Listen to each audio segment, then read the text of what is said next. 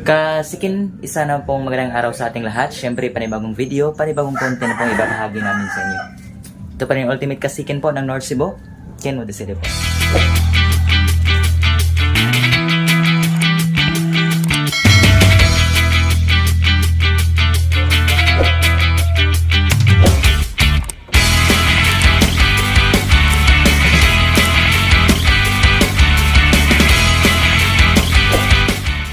Kasikin, welcome back ulit sa ating YouTube channel. You are still watching Chika Namnams TV. Bali, for today's video nga po pala, meron pong nag-comment sa ating video previously po kung ano po ba yung kaibahan ng physical appearance ng Shamu at Asil. Bali, Kasikin, pasensya po kung medyo natagalan po kami sa pag-video po at sa pagbahagi po sa inyo sa main difference between Asil and Shamu sa bagat. Yun pong aming asil po na broodcock ay amin pong naibenta dahil po dala ng matinding pangangailangan. At ngayon ay naka-acquire na kami ng panibagong asil po. Kaya I think this is the perfect time para po malaman nyo po kung ano nga ba talaga ang main difference between Shamu and asil. Meron ding maraming nag-request sa atin, yun pong kaibahan naman ng basilan at saka asil. But uunahin po natin yung Shamu at saka asil sapagkat yung basilan at saka asil is sobrang nakakalito po mga kasikin sapagkat yung mga basilan po ay strain po ng mga hasil. So in short, yung basilan ay mga hasil family. So tama po kayo sa mga nag-comment na ang basilan ay asil. But still, meron pa rin silang counting diferensya sapagkat yung mga pure asil po is talagang naiba po sa mga basilan natin. Okay? So ngayon mga kasiken, samahan niyo po ako at ipapakita ko po sa inyo yung pong physical appearance po ng Shamu at saka asil. So ngayon, para mas maklaro po natin ang kaibahan ng Shamu at saka asil, kukuha po tayo ng limber po. Yan.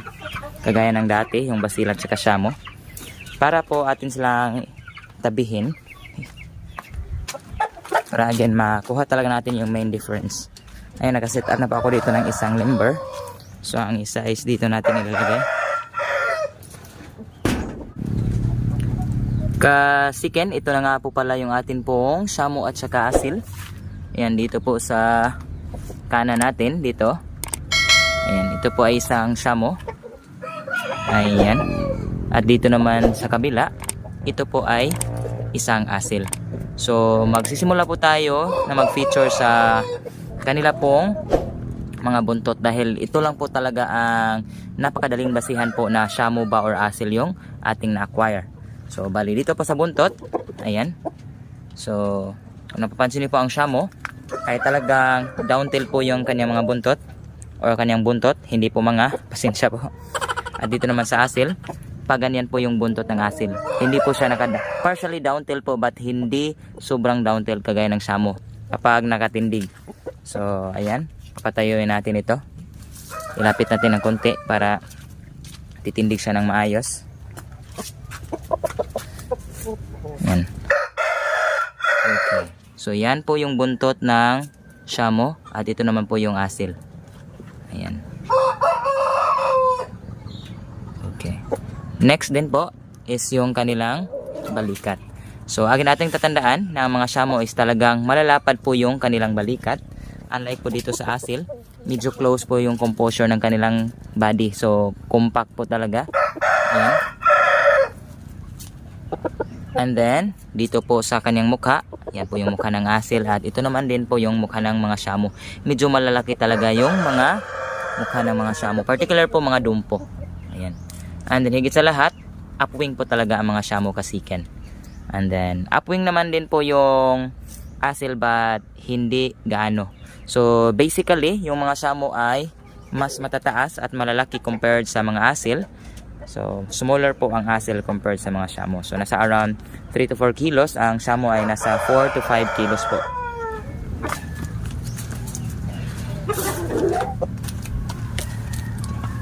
So, kasiken, ito po ang ating alagang Shamu.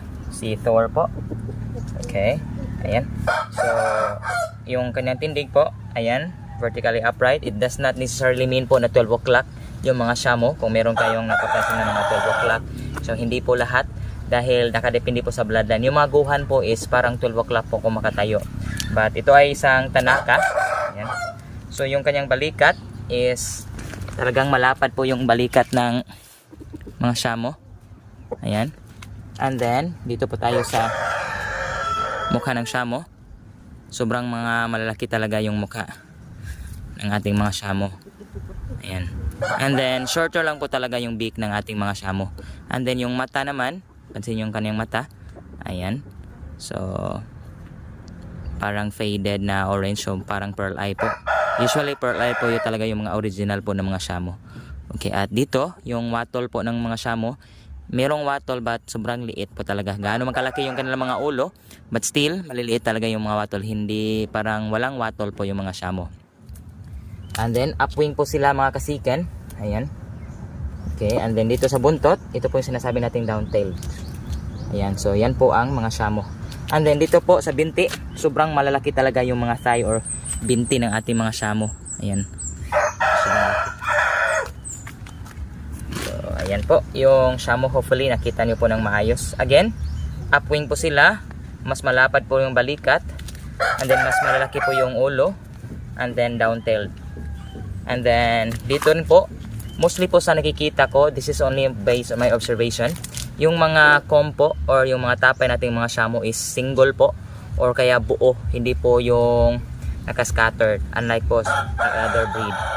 So and then shorter beak lang po talaga ang mga shamo. Okay, so ayan po sila. So ngayon pupunta tayo sa asil.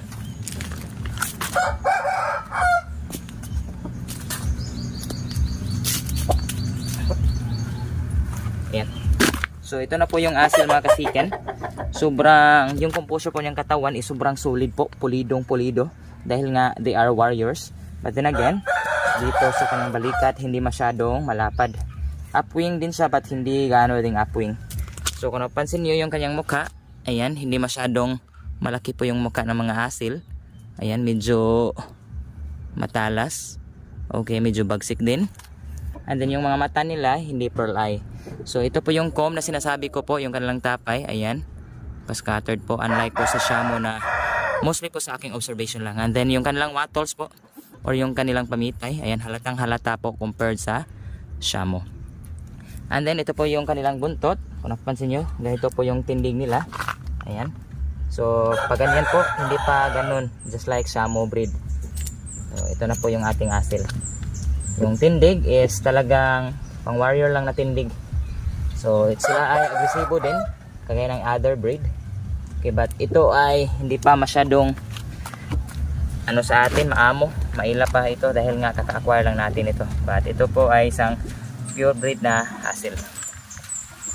So ibalik natin.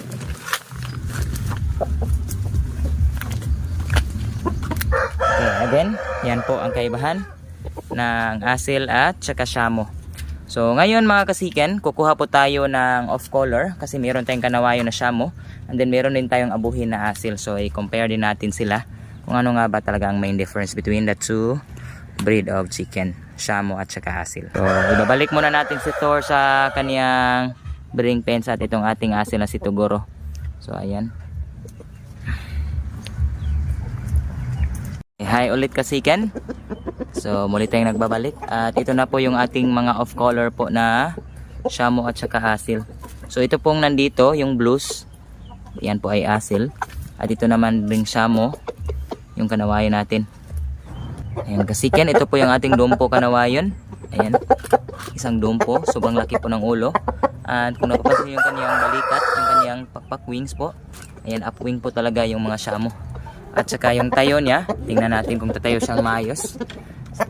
Okay, sa tingin ko ay hindi siya makatayo ng maayos sapagkat yung isa ay naghahanap ng makakalaban. Ito po yung asil natin. So subukan nating pagalain sila dito sa labas. So ayan po yung asil mga kasiken. Kung napansin nyo, partially downtail din sila. Okay, but yung kanyang stance, yung balikat is hindi upwing. Ayan. Ayan po. Talagang warrior. Parang game fowl po, mga malalaki lang talaga. So kaya ang iba nga nagko-cross po ng asil sa kanilang manok panabong.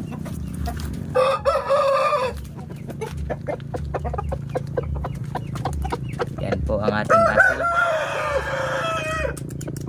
Asil blues. then, ito naman rin po yung atin pong Shamu Dumpo na kanawayon. Ayan po. So, they are, yes, indeed, mas malaki compared sa mga asil. At, yan po, upwing po talaga yung mga Shamu. Big head, shorter po yung beak. And then, mas malalaki po yung kanilang mga paa. And then, down-tailed talaga yung mga Shamu, mga kasiken. And then, vertically upright po. Ayan. Ayan po. So mga kasiken, sana po ay naging helpful po ang aming content na ito para po ma-identify niyo kung ano nga ba ang pagkakaiba ng Shamu sa asil. And hopefully sa mga beginners o mga baguhan na gustong ma-acquire ng pure Shamu, so sana po yung mga na-feature namin na physical appearances ng Shamu at asil ay magiging helpful po sa inyong pamimili ng alagaang manok.